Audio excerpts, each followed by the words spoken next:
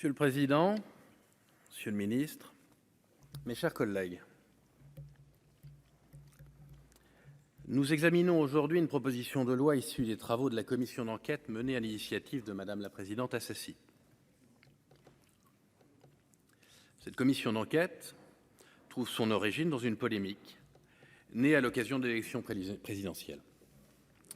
Polémique concernant le recours du gouvernement au cabinet de conseil. Certains de nos concitoyens ont en effet été interpellés par le fait que l'État recourt à des cabinets privés pour l'aider à définir sa stratégie.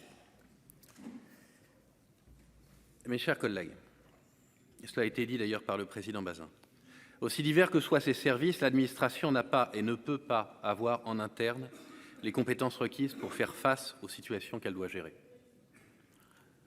Le recours à ces cabinets permet donc d'apporter une expertise et de proposer des solutions.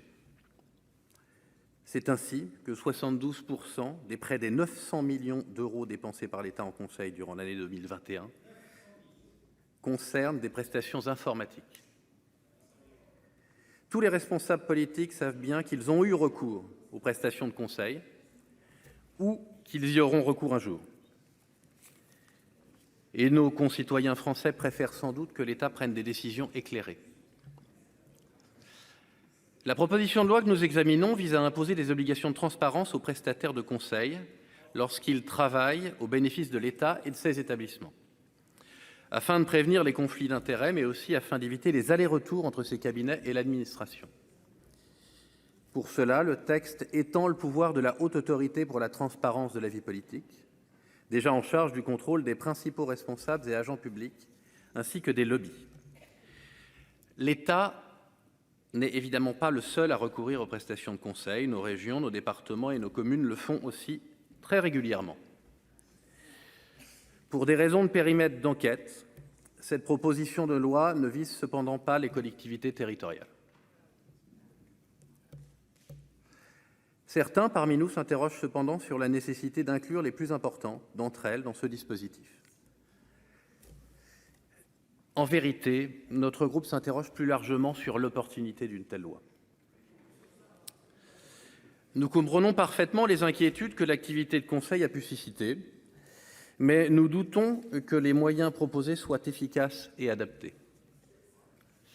L'administration fait appel à de nombreux acteurs afin d'avoir un œil extérieur pour résoudre les difficultés auxquelles elle est confrontée.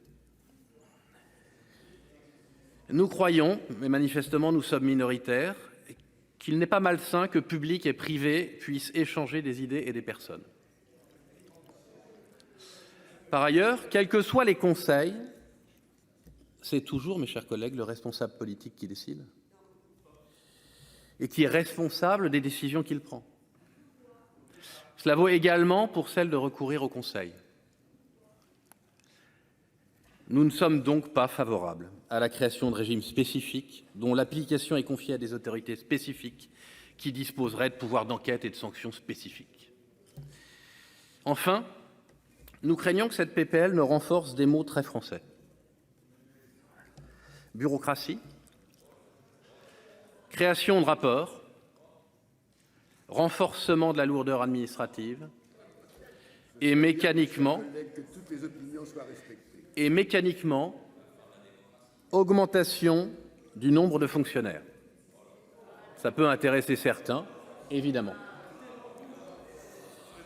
Nous sommes convaincus que notre pays a au contraire besoin de souplesse et de simplicité. Les échanges publics-privés sont monnaie courante dans beaucoup de pays, et dans ceux du nord de l'Europe particulièrement. Ils ne s'en sortent pas plus mal. Ces fertilisations croisées sont créatrices de synergies qui améliorent l'efficacité de l'action publique. Bien sûr, nous devons être très attentifs aux ressources de l'administration. Elles proviennent de l'argent des Français et doivent donc être employées à bon escient. Et sans abus, cela va sans dire. Mais nous croyons qu'il faut également veiller à préserver son efficacité, si nous ne voulons pas travailler nous-mêmes à l'impuissance de l'administration.